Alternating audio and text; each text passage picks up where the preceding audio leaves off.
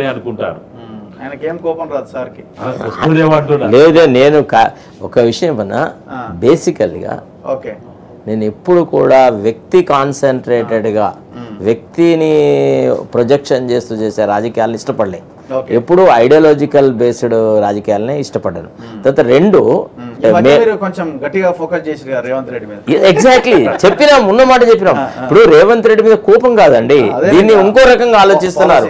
ఇప్పుడు ఆయన తన ఫోకస్ ని చాలా డిఫెక్టివ్ గా పోయినాడు అనే విషయం పాయింట్అవుట్ చేస్తే విత్ ఇన్ ది పార్టీ, నేనైతే వేరే వాడిని కాదు కదా, ఇంటర్నల్ గా పార్టీ వ్యక్తిని కదా, నేను చెప్పేటువంటి సలహాలు చాలా మీనింగ్ఫుల్ గా ఉండేది, వాటిని అతను అవలంబించుంటే చక్కగా జరిగేది. అది వదిలెట్టేసేసి మమ్మల్ని ఏదో యాంటీ పార్టీ యాక్టివిటీస్ చేస్తున్నట్టుగా ప్రొజెక్ట్ చేసి జడ్సన్ అయితే బయటికి నెట్టేసినాడు, నా మీద ఏదో రకరకాల వాళ్ళతో వీళ్ళతో కొంత ఇది బెదిరిస్తూ మాటలు చెప్పించినాడు. నేను అనేది అట్లా కాదు, మేము రేవంత్ రెడ్డికి వ్యతిరేకం అనే మాట తీసేయాలి. ఫస్ట్ ఆఫ్ ఆల్ కాంగ్రెస్ పార్టీని బతికించుకోవడము, ఈ దళారీ రాజకీయాల నుంచి కాంగ్రెస్ ఒక సంస్థలాగా ఒక వ్యవస్థలాగా ఎట్లా ఉంటుంది అనే ఆలోచన మేము చేస్తున్నాం. ఇతను ఎంతసేపు అరువు తెచ్చుకున్న తెలుగుదేశం పార్టీ పాలసీస్ని కాంగ్రెస్లో అమలు చేయాలన్న ప్రయత్నం మేము ఇష్టపడలేదు. To be frank with you, that is where we differed with you. మేమేమన్నాము, నీవు ఏదైతే నీ అభయహస్తం అనేటువంటి ఒక మేనిఫెస్టో ఇచ్చావో దానికి స్టిక్ ఆన్గా అన్నాం.